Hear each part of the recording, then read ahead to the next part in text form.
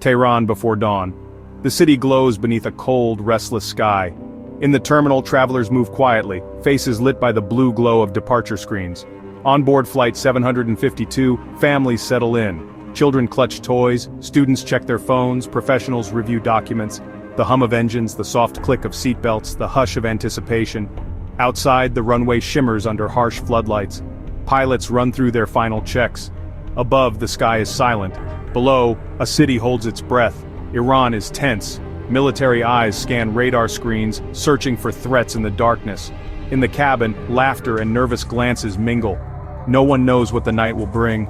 The plane begins to taxi, a routine journey, on a night that feels anything but routine. In moments like these, fate hangs in the balance, unseen, unspoken, waiting. Flight 752 was more than a flight. It was a bridge between worlds. On board were students, families, and professionals, many bound for Canada after visiting loved ones in Iran. The passenger list reflected a tapestry of lives: Iranians, Canadians, Ukrainians, Swedes, Afghans, Germans, and Britons. Among them were newlyweds, children, scholars, and crew, each with dreams and futures ahead. The crew, led by Captain Volodymyr Gapanenko, were seasoned professionals, following every protocol. The flight path was routine, the aircraft well-maintained. For most, Kiev was just a stopover. Their real destination was home. The manifest was not just names. It was stories, ambitions, and love. In the cabin, people watched movies, rested or planned for the days ahead. Children saw adventure. Adults anticipated reunions and responsibilities. No one could have imagined their journey would end in tragedy. The flight became a symbol of lives interrupted by forces beyond their control. The loss was not just of passengers, but of potential, of futures, never realized. Each seat held a story, now forever unfinished. The world would come to know these names, not for their achievements, but for the tragedy that claimed them. The disaster was not just a statistic, it was a shattering of families and communities. The memory of those on board would fuel a global demand for answers.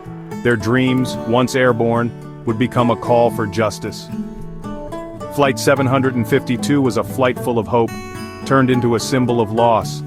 The tragedy would unite nations in grief and resolve. Their stories would not be forgotten.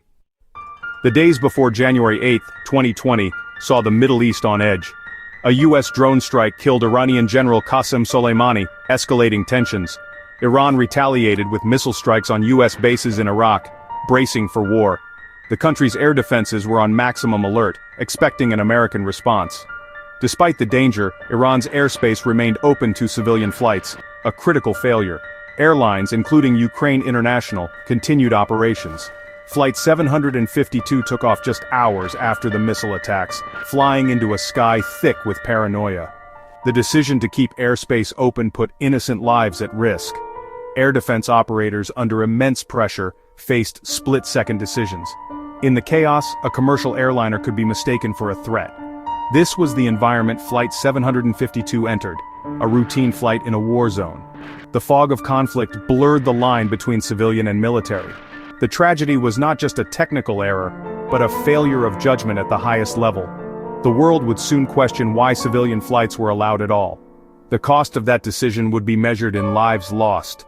Flight 752 became the ultimate casualty of a region on high alert. Flight 752's takeoff was uneventful until disaster struck. An IRGC air defense operator, confused by misaligned equipment, mistook the plane for a threat. Unable to reach superiors, he launched a missile, believing he was defending Tehran. The missile hit. The plane was damaged but still airborne. Seconds later, a second missile sealed its fate. The aircraft became a fireball, breaking apart as it fell. Debris and wreckage rained over Shahryar, near Tehran. Emergency services arrived, but there were no survivors. The final moments were captured on video, flames arcing through the night. The crash site was devastation, lives, belongings, and dreams scattered. The world watched in horror as the truth began to emerge. The shootdown was not just a mistake, but a chain of preventable errors. The tragedy was now undeniable. Flight 752's end was a nightmare born of fear and confusion. In the aftermath, Iran's government denied responsibility, blaming technical failure. State media pushed the narrative of engine trouble, dismissing missile claims as rumors. But international intelligence quickly pointed to a missile strike. Evidence mounted: videos, satellite data, missile fragments at the crash site. The world rejected Iran's story, demanding the truth. Under pressure, Iran reversed course after 3 days, admitting the plane was shot down by mistake. The admission shocked the world and shattered trust. Iran blamed human error, but the pain for families was just beginning. The wall of denial had crumbled, but accountability was far from certain. The truth was out, but justice remained elusive. The world demanded more than just an apology. After Iran's admission, focus turned to the investigation. Iran's inquiry was criticized for lack of transparency and independence. Black boxes were withheld for months, fueling suspicion. The final report blamed a single operator and technical failures. Critics argued this ignored deeper issues.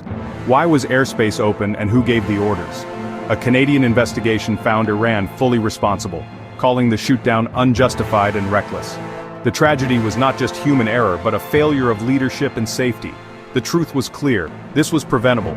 The world demanded accountability for the lives lost. The search for justice was only beginning. Outrage followed worldwide, with nations demanding accountability. The International Coordination Group pressed Iran for transparency and reparations. Families of victims formed associations, turning grief into advocacy. Legal actions began: international courts, national rulings, and calls for compensation. Iran refused to participate, but families won moral victories. The tragedy exposed the cost of political conflict and reckless decisions. The simplest safeguard, closing airspace, was ignored, with catastrophic results. The lesson: civilian safety must come first, and nations must answer for their failures. The memory of 176 victims demands nothing less. Flight 752's legacy is a call for truth, justice, and change. The world must never forget.